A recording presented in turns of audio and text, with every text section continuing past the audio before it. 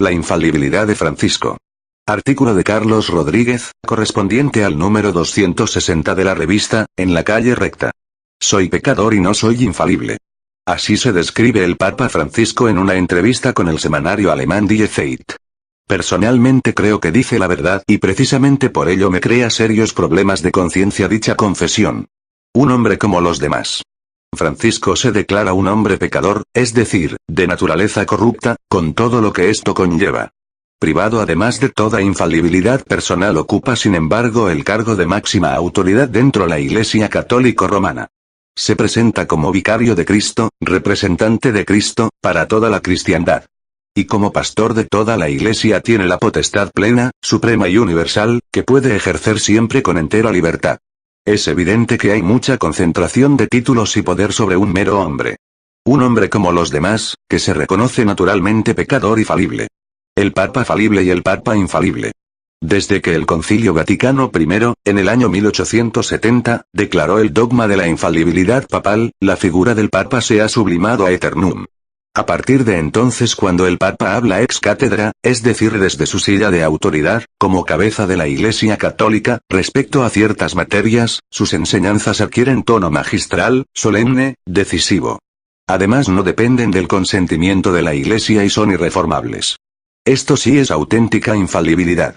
Nadie está por encima de su declaración ex cátedra y el dogma por él proclamado nunca podrá ser reformado aunque posteriormente se probase que hubiera habido error en él mismo.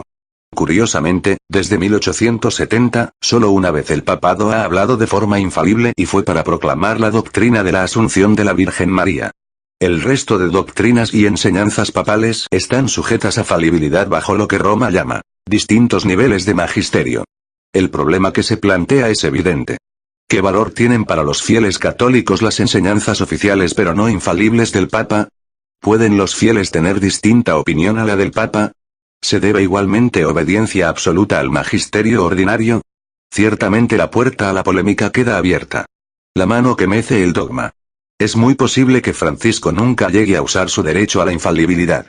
Ya Juan XXIII, ante el asombro de sus estudiantes del Pontificio Colegio Griego, declaró, solo soy infalible cuando defino ex cátedra, pero nunca lo haré.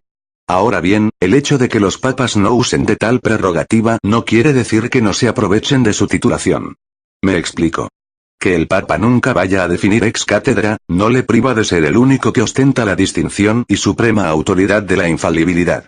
El dogma, aunque no llegue a usarse, es un as en la manga que se reserva siempre el Papa y que puede recordar a sus obispos para imponer su opinión. Así lo ha hecho Francisco en varias ocasiones. Un ejemplo es el que relata Sandro Magister, periodista italiano especializado en noticias religiosas relativas a la Iglesia Católica y al Vaticano en particular.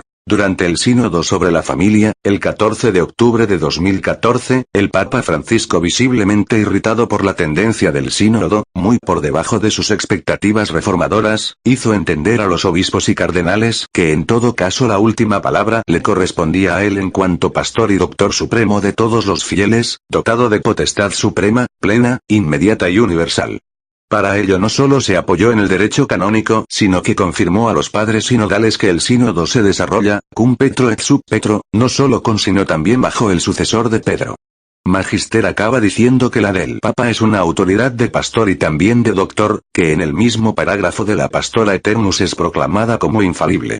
Agregando inmediatamente después el anatema sí típico de toda definición dogmática. De esta manera, si alguno, no lo permita Dios, tiene la temeridad de contradecir esta nuestra definición. Sea anatema. Palabra de Francisco. En marzo de 2016 el Papa Francisco dio su palabra a Hans Küng, profesor emérito de Teología Ecuménica en la Universidad de Tübingen en Alemania, de que abriría un debate sin límites acerca de la doctrina de la infalibilidad. Cuando escribo este artículo, el reconocido teólogo Hans Küng irá camino de los 91 años de edad y sigue esperando que Francisco cumpla con su palabra.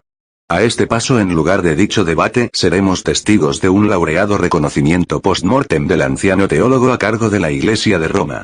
Francisco siempre podrá alegar que la palabra dada no fue ex cátedra, ni sujeta al magisterio, sino que se trataba de la simple palabra de Francisco el pecador.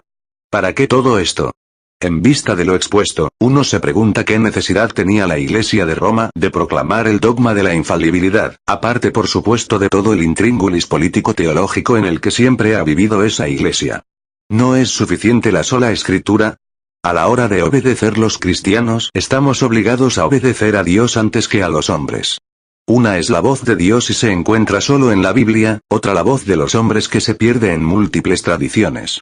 Ya Jesús tuvo que reprender a los escribas y fariseos de su tiempo con la palabra profética. Este pueblo de labios me honra, mas su corazón está lejos de mí. Pues en vano me honran, enseñando como doctrinas, mandamientos de hombres. Querido lector, hago un solemne llamamiento a tu conciencia para que consideres si haces bien en obedecer ciegamente a Francisco antes que a la palabra de Dios.